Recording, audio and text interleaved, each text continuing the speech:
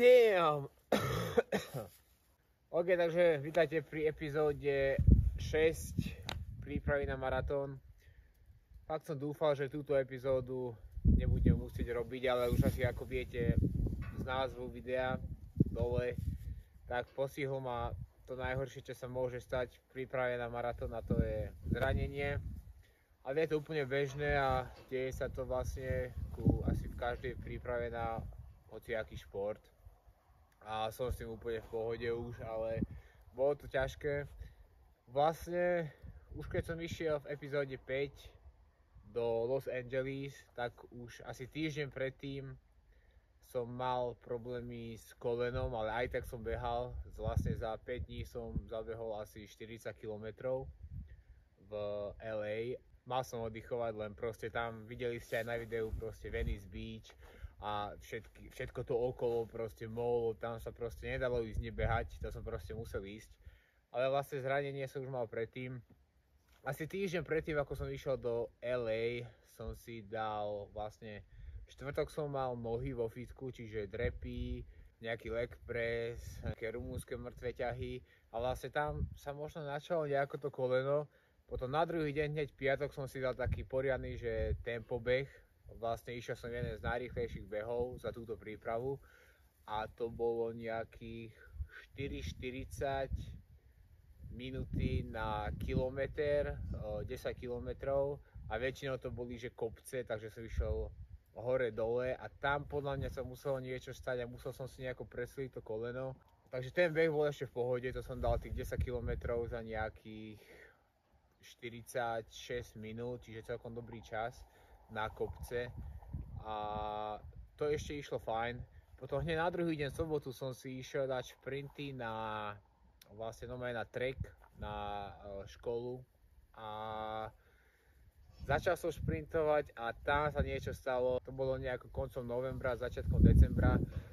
Tam sa mi niečo stalo tuto v pravom kolene, vlastne je to úplne klasika, je to vlastne bežické koleno sa to volá, proste runner's knee, vlastne okolo jablčka,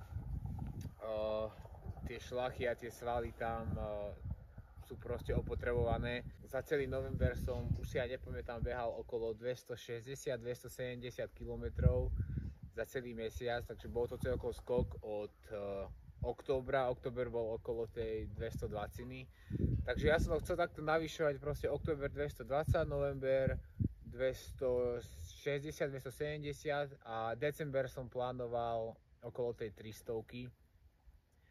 No bohužiaľ asi nie. Vlastne keď ide nejaký také, že ľahký beh okolo 5,40, 5,30 minúty na kilometr, tak celkom v pohode.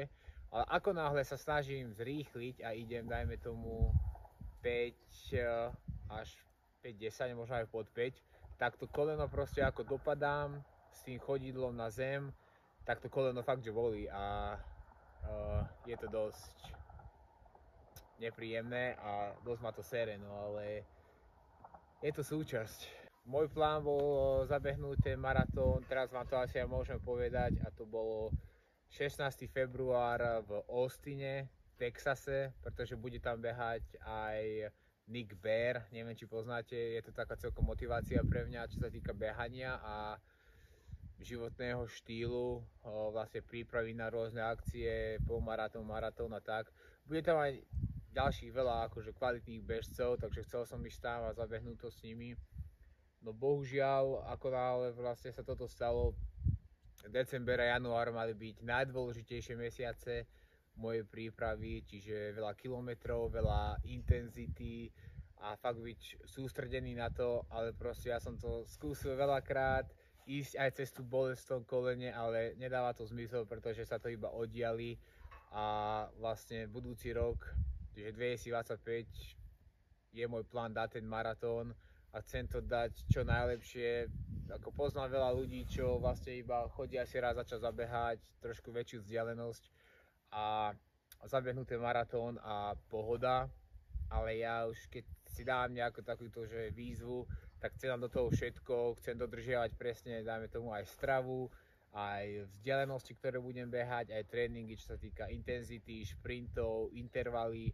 Všetko som dodržiaval až do toho, dajme tomu 10. decembra, kde to išlo všetko dole vodou, pretože ako veľmi som chcel ísť aj cez tú bolesť v tom kolene, tak to proste nešlo.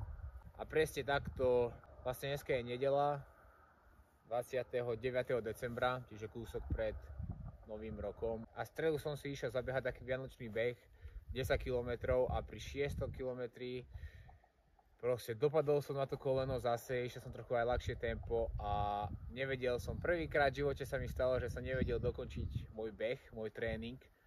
Normálne som musel prestať behať a odkráčať to naspäť domov. Prvýkrát sa mi to stalo a som si povedal, že toto nemá vôbec zmysel ďalej pokračovať v behaní, pretože už čím by som to viacej hrotil, tým by to bolo horšie. Takže určite plánujem si dať ten maratón vlastne 2025, ale oddialím to dajme tomu o nejaké 3-4 mesiace, čiže okolo mája, júna. Ako náhle sa dá naspäť dokopy, robím veľa stretchingov, rehabilitácií, nosím bandáž na kolene a tak ďalej, tak verím, že nejako v tej polke roka by som ten maratón vedel zabehnúť, čo najlepšej kondícii sa bude dať. Takže dúfam, že hej. Vlastne ak vás napadla taká otázka, že kde to vlastne teraz do čerta som, tak som v strede Južnej Dakoty. Tu som našiel nejaké 2 vraky, tak by prišlo, že tu spravím toto video o zranení mojom. Vlastne trávim tu nový rok, ktorý je o 2 dní, 3 dní. Čiže všetko dobrého nového roka aj vám. Musím si trošku zregenerovať, ešte mám začiatkom roka v pláne pár výletov, na to sa veľmi teším. Ale budem sa snažiť sa dostať naspäť do toho režimu behania. Hlavne veľa chôdze, napríklad teraz som sa išiel prejsť na takých 10 km, aby som to koleno trošku dostal do pohybu. Ale ako náhle chcem trošku rýchlejšie, aj behať, aj chodiť, tak tam proste v tom kolene to seká, čo ma dosť sere, ale asi to tak malo byť a ten maratón v Austine som nemal behať a budem behať nejaký iný, ktorý ešte neviem presne. Je tam viacej a tu v Amerike je každý mesiac niekoľko maratónov, ale skúsim sa nájsť ten správny pre mňa, čo sa týka aj obťažnosti, pretože bude to môj prvý maratón, nechcem to hneď prehrotiť do nejakých veľkých kopcov a nejakých extrémov. Ten najvhodnejší pre mňa a teším sa, keď sa dostanem naspäť do prípravy na maratón. Poznám veľa ľudí, čo malo podobnú skúsenosť, máme jedno zdravie, takže chcem sa len zregenerovať a pomaly sa do toho naspäť dostať. Veľmi mi chýba beh, najradšej by som si tu išiel zabehať poriadny 30 km beh, ale bohužiaľ to nejde. Takže uvidím, či tu ešte niečo natočím z tejto Južnej Dakoty. Je to zaujímavý štát, je tu veľa polovníkov, polujú sa tu bažanty, veľa jeleňov a je to tak úplne uprostred ničoho. Čiže čo tu robím je vlastne veľa strieľam, chodím do prírody, je to tu úplný pokoj, je to úplný rozdiel od môjho minulého nového roka, čo som strávil na Times Square v New Yorku. Je to úplný opozit toho, 180 stupňov, je to úplný kľud a pohodička s týmito dvomi autami. Extrém, kde kam sa ešte v tomto živote dostanem, to je, niekedy ma ten život neprestane prekvapovať. Prišlo také správne spraviť toto video, pretože teraz by som behal úplne najintenzívnejšie a najväčšie vzdialenosti, no bohužiaľ nebehám. Ako vidíte, stále ma to série, lebo už od júna sa pripravujem na ten maratón, ktorý som vedel, že chcem dať v tom februári v tom Austine. Prvýkrát v Texase som mal byť, no bohužiaľ sa to asi ruší a nájdeme niečo iné. A mohlo to tak byť, čiže to iné bude len lepšie. Os! Tak sa majte, príjemné prežitie. Vianoce už boli, šťastný nový rok 25. Ideme si preto. Dajte si aj vy nejakú výzvu, kto to vás má iba motivovať.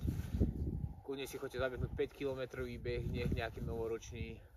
nejaký 10 km, aj keď nie ste bežci. Toto má slúžiť iba ako motivácia pre vás. Dať si nejakú výzvu a dodržať to a hlavne to nepreháňať, ako som to možno ja prehnal trošku v novembri a 280 km. To trošku kolena nezvládli, ale budeme späť. Verím ti, moje pravé koleno. Rok 2025. Majte sa pekne. Čaute.